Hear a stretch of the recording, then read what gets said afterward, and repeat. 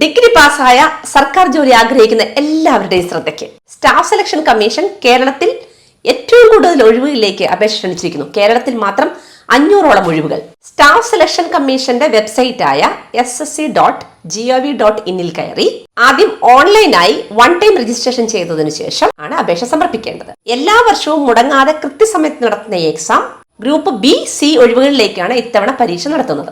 Income tax, GST inspectors, CBI sub inspector, custom inspector തുടങ്ങിയ പ്രധാനപ്പെട്ട ഒഴിവുകൾ ഈ ഗ്രൂപ്പ് ബിയിൽ ഉൾപ്പെടുന്നതാണ്. ഏകദേശം 70,000 രൂപയിൽ കൂടുതൽ സാലറിയും മറ്റ് ആനുകൂല്യങ്ങളും ലഭിക്കുന്നതാണ്. അതുകൊണ്ട് തന്നെ സർക്കാർ ജോലി ആഗ്രഹിക്കുന്ന ഡിഗ്രി പാസ്സായിട്ടുള്ള എല്ലാവരും ഇതൊരു അവസരമായി കണക്കാക്കി അപേക്ഷ സമർപ്പിക്കുക. പിന്നെ ഒരു പ്രധാനപ്പെട്ട കാര്യം, അപേക്ഷ സമർപ്പിച്ചതുകൊണ്ട് മാത്രം ജോലി കിട്ടില്ല.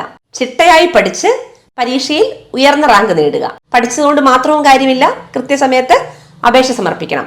മറക്കരുത്, 24/7/2024 മുന്നേ സ്റ്റാഫ് സെലക്ഷൻ കമ്മീഷന്റെ വെബ്സൈറ്റായ ssc.gov.in കയറി വൺ ടൈം രജിസ്ട്രേഷൻ നടത്തിയതിനു ശേഷം അപേക്ഷ സമർപ്പിക്കുക. കൂടുതൽ വിവരങ്ങളും ഈ വെബ്സൈറ്റിൽ നിന്ന് ലഭ്യമാണ്. മറക്കരുത്, നന്നായി പഠിച്ച് പരീക്ഷ എഴുതുക.